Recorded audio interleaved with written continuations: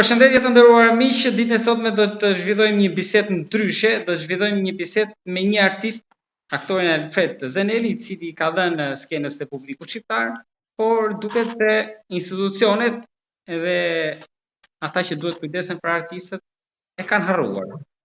Për të mos thënë e kanë braktisur. Por më shumë ne do të flasim me zotin Zeneli për të na treguar më shumë si arritëm në këtë gjendje, kontributi i tij, por edhe problemet me institucionet deri dhe tek protestat, që përpara se sa të nisin këto që po zhvillohen prej 11 ditësh në Tiranë. Fredi, përshëndetje dhe faleminderit. Përshëndetje Dylber, faleminderit më flet, falenderoj shumë. A mund bëjmë një përshkurtim? Po, patjetër. Më thoni. A mund, më fal, a mund ta bëjmë bashkë bisedim tim, bëm pyetje unë të përgjigjem? Po, ashtu po e bëjmë, kështu që ju më thoni si nga skena si përfundua deri këtu.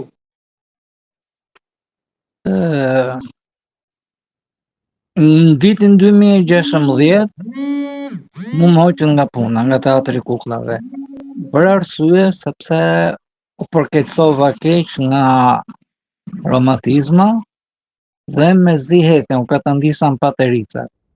Gjatë 11 vjetëve nga kushtet e lagështinës në teatr të kukullave, unë mora shumë romatizëm edhe kjo erdhi si shkak që Fredi u katandisën paterica dhe me zihetje.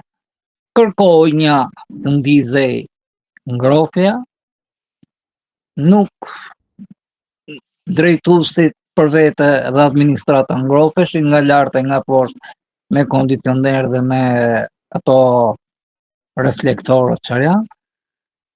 Po ne si për e bëj punën profesionistët aktorët, merr administrata e drejtoria të mirat tona. Kërkova pastaj që të në shfaqjet e teatrit kukullave ku kam aktru për 11 vjet, teatri i kukullave nuk i heq shfaqjet siç hiqen në teatr kombëtar, po i ma të repertorit. Unë kërkova të bënim përshtatje dhe ndryshime të lëvizjeve të mia. Sepse u përkeqësova shumë keq, me zihetësi. Nuk e pranova me këtë. Një ditë bukur, e pash veten shumë ngushtë, nuk më plotsonin kontratën, dola në qendres para kryeministrisë, arrita t'ja dal pak, më thirrën përsëri, aty u poshtrova sepse kërkun të bëj një kontratë, më falni, 6 mujore, që kontratë 6 mujore nuk bën vaki të jetë, e të plotësohet, sepse të kesh 11 vite punë.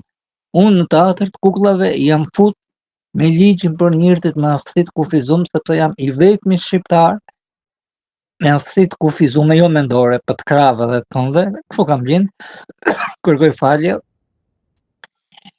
Kam marruar arsimin e lartë për aktor dhe ligji është aty ku janë 11, aty ku janë 25 ose 26, nuk e mbaj më mirë se ka vite, shteti dhe privati është i detyruar të punësojë një njeri me aftësi të kufizuar, jo mendore, aftësi të kufizuar.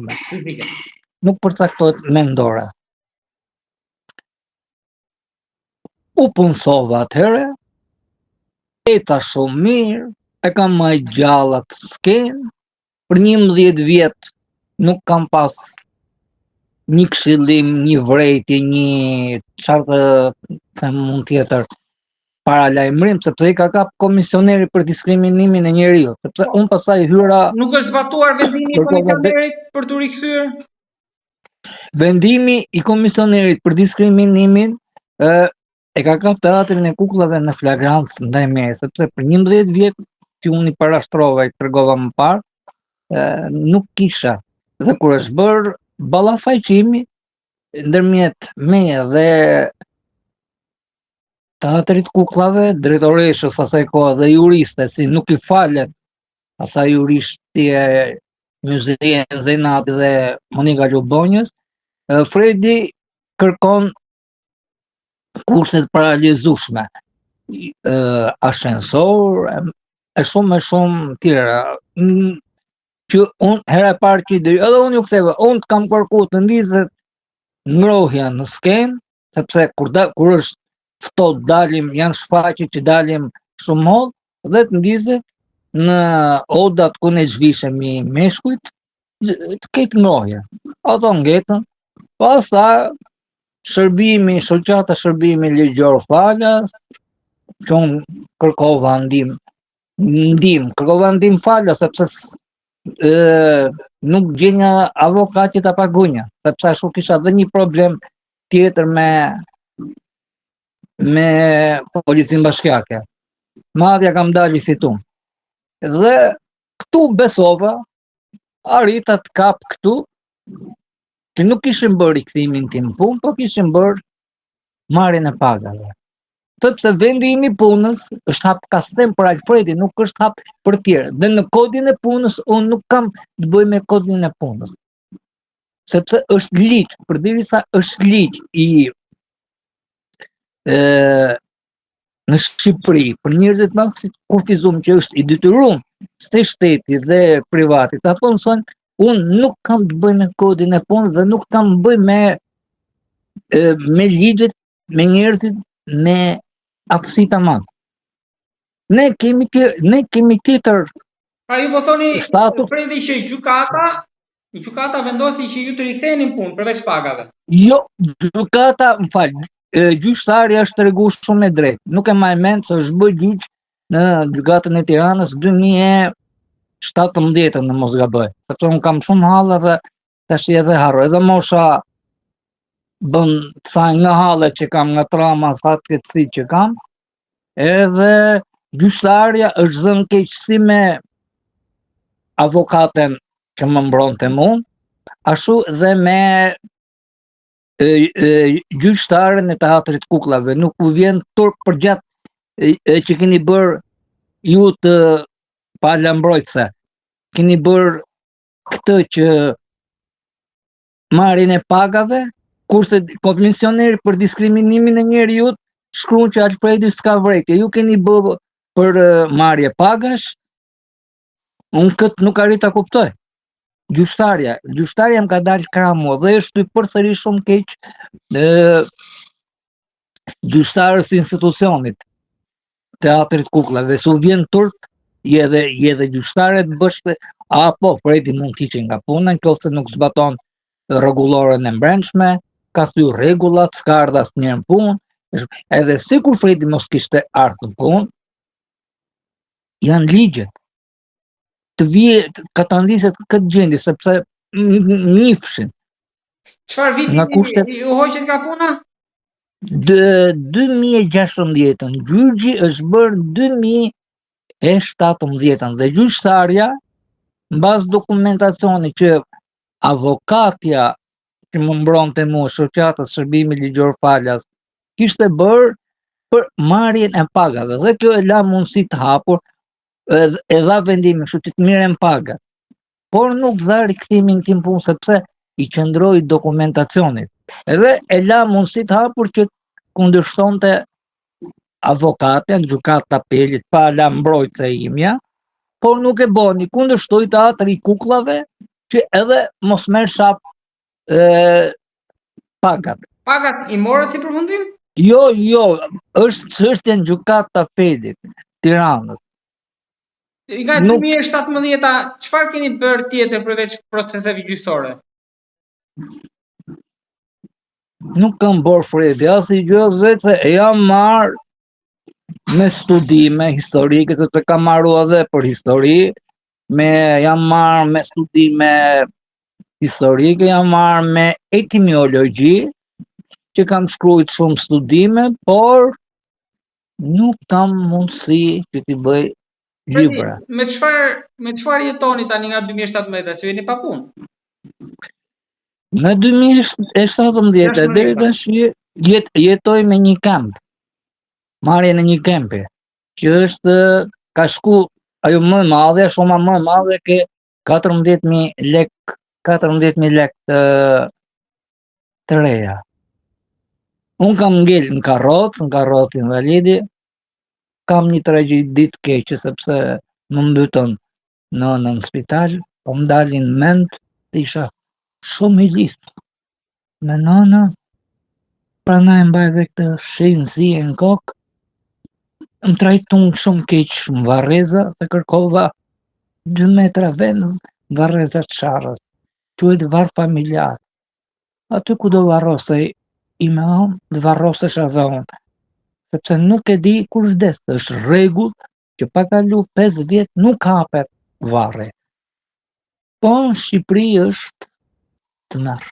Po kolegët Ne miq përballë kësaj situate si kanë qëndruar?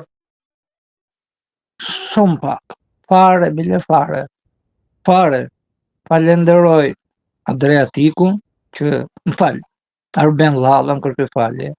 Arben Lallën që më lidhi me ju, është unë edhe nuk kam mundësi telefoni për rrjetet sociale, kam telefon të thjesht. Disa herë vjen më shef një miku i pa është larg, ma jep telefonin e vet, hap faqen time sepse unë nuk ja kam haberin shkencës IT-së. Mund të bëj një status, një filmim më përpara, mund ta bëj që ta ndjer në Facebook, nuk ja kam haberin fare çfarë është emaili, nuk shumë sakt edhe pak nuk e njoh shkencën IT-së dhe s'kam mundësi për rrjetet sociale. Përderisa s'kam mundësi të botoj studimet mia që jam po kaloj këtu mos ri vetë se ke likësi, po të kënaqem edhe un pak shpirtërisht, jam i vetmi që kam bë etimologjinë e fiseve kastrioti dhe triballa që janë dialekte libre 1000 përmi shqip. Jam i vetmi dhe s'ka birnone e studius shqiptar të më ndale në kacafytje. Por s'ka, e di që kanë ngel në Facebook, e di që janë ato studimet mia, ja kam çu para disa kohëve Beni, majti kërse mund vdes, Arben Lallës, edhe kaq. Edhe po rideklaroj, fiset Kastrioti, Gjon Kastrioti, me kalamajt e tij së bashku me Vojsava Triballa Kastrioti, nuk kanë asnjë lidhje me slavizmin. Ta din ta kem qartë gjithë shqiptarët. Slavizmi është term fetar që asnjë se din, unë jam i vetmi përsëri që kam dokument. Në vitin 800 kisha krishtere mori vendim që do ndajnë në 2 rite, në latinisht dhe në ngatrova, do ndajnë në katolik dhe në ortodoks. Në ritin katolik do bëzahe, se kam qef të bëzahe me dialekte, gjuha fetare latine, që do të abzante prifti, kurse në ritin ortodoks do të abzante popi, që turma njerëzit, shoqët, mos kuptonin se çfarë gjuhë flitej. Ky është vendim i kishës. Shqiptarët këtë nuk e di. Unë jam i vetmi që e kam këtë dokument. Dhe që këtu fillon sajimi i popujve fetar në mbar Evropën. Me demek slav, me demek latin, e tjerë. Dhe grekët, termi grek ose termat e vjetër janë përsëri shqip, janë dialekte libre. Unë i kam studiu, i kam bërë, më dalin dialekte libre. Dhe du të rregoj diçka që këtu është gjithë zallamaja, është e shqiptarëve që e bën këtë se mbar Evropa, Azia, Afrika, ka qenë vetë një kom. Tash unë do të kërkoj një mendim ty. Ke bërë ndonjëherë antropologji? Shkencën e antropologjisë e njeh? Po. Jo, e njeh ti. E kam bërë, po për një orë tamam, siç nuk jam studiues. Është shkenca e antropologjisë që më fakton këto, që unë ti sqarova. Sepse unë kam marru për histori. Historia ka ndahet në 3 dek. Histori që do faktin, arkeologjia që do gjitha, etnografia është edhe profesioni i nën tokës e inxhinierit.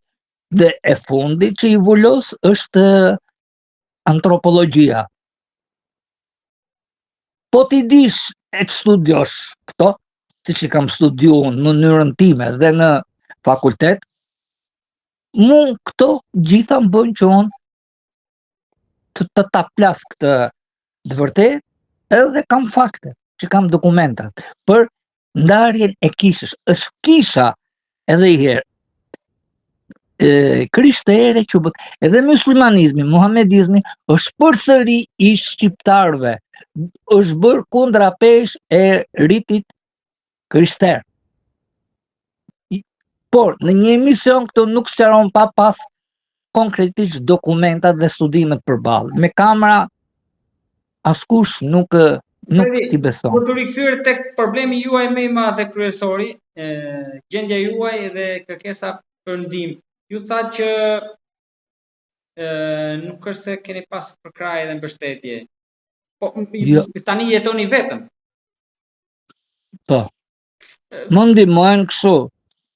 Janë disa probleme që nuk desha t'i bëj publike, sepse njerëzit të komentojnë sipas oreksit tyre.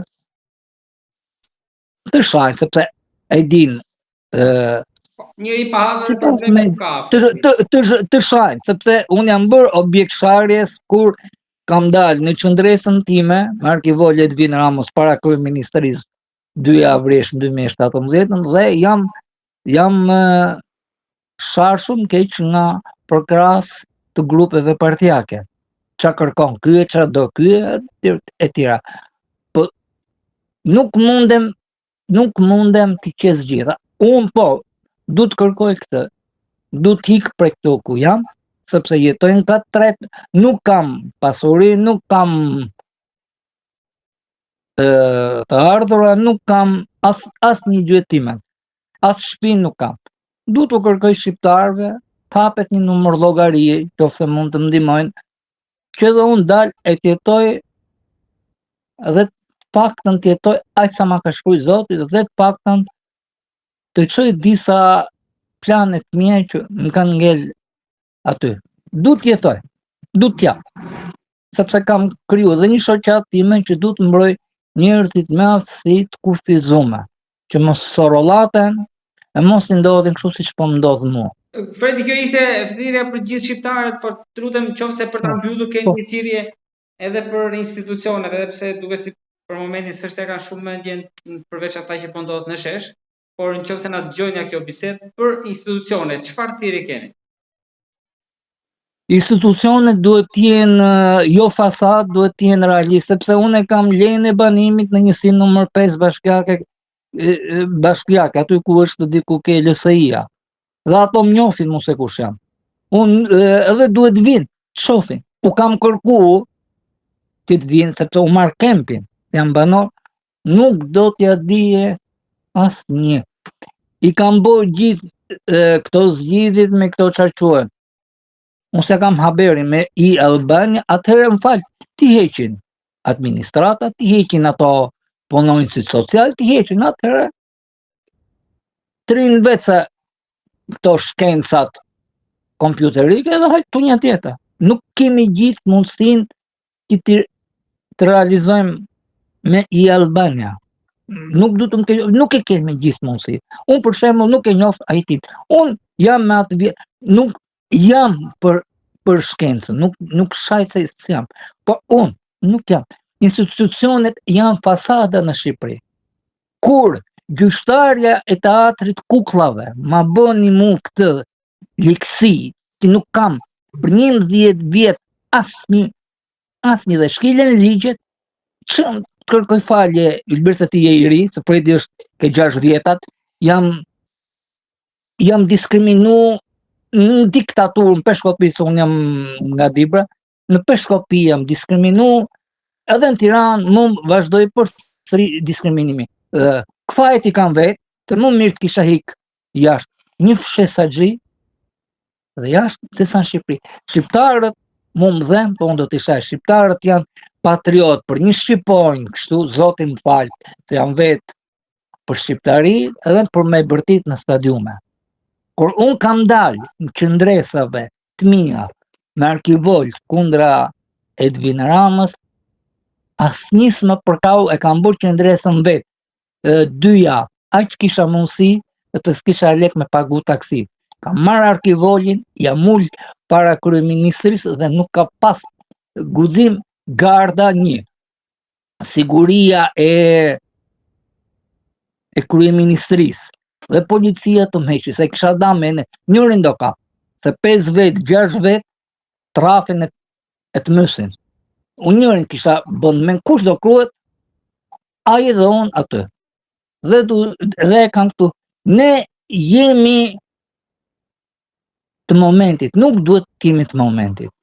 Unë endeza, mbas meje e fillon studentët, i kam përkra studentët, i kam përkra që asnjë artist po ta deklaroj haktas, nuk u doli student dhe u kam dalë mu ke kryeministria 2 javë. Aq kisha mundësi përsëri sepse shkonja me taksi, nuk kisha mundësi të pagunja për herë taksi.